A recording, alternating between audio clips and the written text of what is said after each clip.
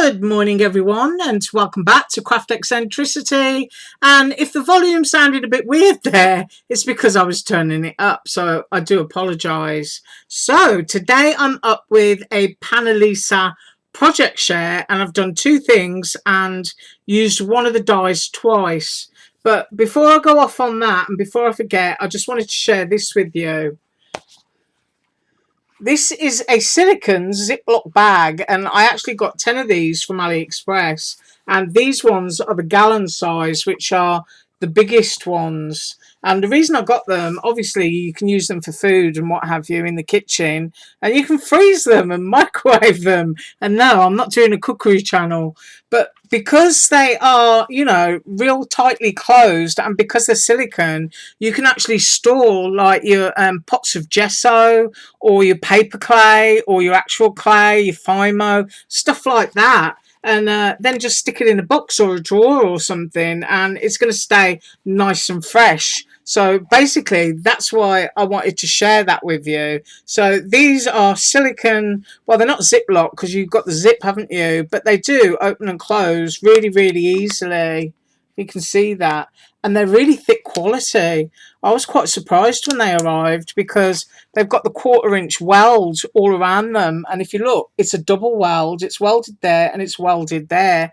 And I know for a fact that if you buy these on Amazon, I think they're like $6 or $7 each. And I think for this size, I might have paid just under $1, like 88 cents each or something. But if you like to store your gessos and stuff, or your open topped oil paints or paints that might go everywhere, I'll just stick the link below. Right, so that's my digression and on to Panalisa. Right, so first up, I use the Gingerbread House Dye. And of course, because it's so huge, I did measure it yesterday, but you know, you've got to measure it made up. So I've actually made that one, and it's really easy to do. It's an easel card that opens and closes, and then you've got this lovely decorative panel. Now, I will tell you, I forgot to use my embossing mat, and then I realised afterwards, if I'd have used my embossing mat, everything would have been embossed. All these little elements would have been done really beautifully. So I actually forgot to do that, so I apologise. And I also used this one twice. I think this is absolutely gorgeous, and it's got a touch of folk art about it. So when I used it on my card, I decided to use a sheet of plaid, and if I turn it the right way around there, this one is also Panalisa. And you can see all the different plaids that you get in that pack. So I used that. Right, so first up is the Gingerbread Easel House. And we are going to measure this.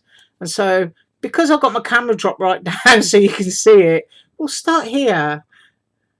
And I use stickles. I think it's really important when you got stickles to use them, because I'm a bit of a hoarder of stickles. And so the colours that I used on here are hibiscus and crystal.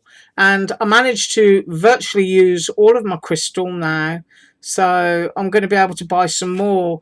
But just to show you how long it lasts, look at that. I hope it will show up. There you go. February 2015. That's when this pot of stickles was made. I don't know if they put dates on them anymore, and I hope they still make crystal because I really like it. And let's have a close-up of that crystal so that we can share in the beauty. Let's find out where my camera is. There you go. Doesn't that look great? It's like real vintage, icicly. Icicly, there's a good word, isn't it? I bet you love my vocabulary first thing in the morning. Oh dear. Right, and then the roof of the house, I've used icicle again, and then hibiscus dotted around the window with the crystal stickles.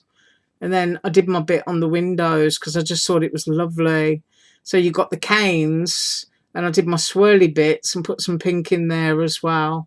But I decided just to do my windows in blue. But of course, it's an easel card and it stands up.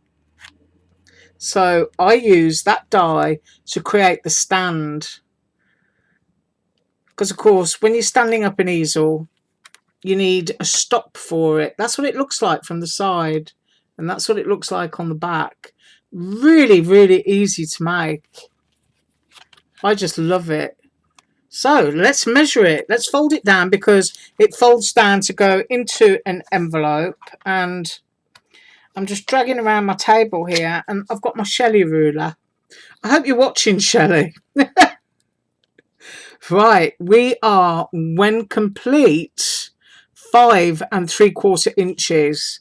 So your card is going to need to be 6 inches to get that in one direction, and then in the other direction you're going to need to be 4.5 inches to get it in. But you can see I've used that, and it does overlap the edges of my card, so mine's kind of one that would go into a box for hand gifting. But it's just absolutely gorgeous, and you can decorate them however you want to. So it could be, you know, in traditional Christmas colours, or you can do pink. And Christmas in pink and yellow looks really pretty. Well, that's what I think anyway. So that is my little gingerbread house. And then next up, using this again, and I made, if I turn it that way around, because that's where I'm going to put a sentiment if I want to put a sentiment. But I'm always saying I do gift my cards, so I leave spaces so that people can add whatever sentiment they choose. But isn't it lovely? I just think on that plaid background, it looks really folkish and almost Scottish, really. Yeah, so, you know, if you've got any Scots in your bloodline or Scottish relatives, that's a nice one. But it looks very, very folk art. I just love it. So easy. I mean, you just run the base through, you get the 2 little ones. I did cut them in green and red, and then cut off the red flower to put onto the green. And then you got this one. But this can be used all on its own. So that's a bonus. And it would even look nice just with a lovely bow tied underneath, wouldn't it? But I did that as a mini slimline. But finished size on that is, if we go across there, is 5 1/8. And then if you're interested in the size of that little poinsettia there in the middle, that is 1 7/16. So I'll let you get your ruler and figure that one out for yourself. But I just think it's so pretty. Really love the embossing.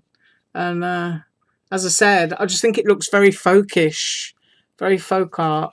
But if I pop it that way, you'll be able to see it even better. But just really enjoyed making those, and these are great fun.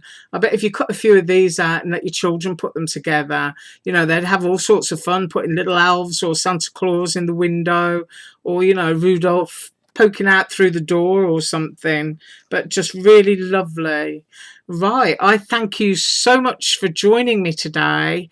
Now, I'm trying to think. Yes, I am up, of course, with Panalisa tomorrow, and we'll make something tomorrow. So once again, have an absolutely awesome day, and as usual, all links below. Bye.